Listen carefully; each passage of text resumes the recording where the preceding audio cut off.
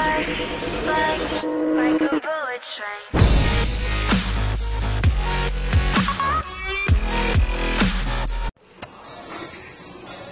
Fala aí, galerinha do YouTube, beleza? Quem tá falando aqui é o Mr. Pig e eu tô trazendo mais um mod aqui pra vocês.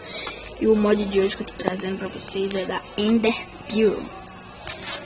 Deixa eu logo mostrar aqui pra vocês como instalar ela. Manejo mod scripts. Aqui ó, importar local storage, download e tá aqui ó, Enderpearl. Esse mod aí vai estar na descrição para vocês baixar. Eu vou mostrar aqui para vocês como ele presta de verdade. Entrar nesse mundo aqui.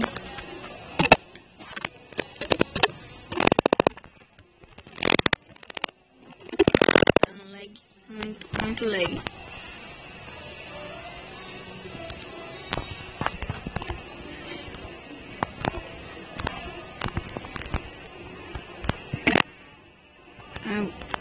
Peguei aqui ó, vai estar na última página.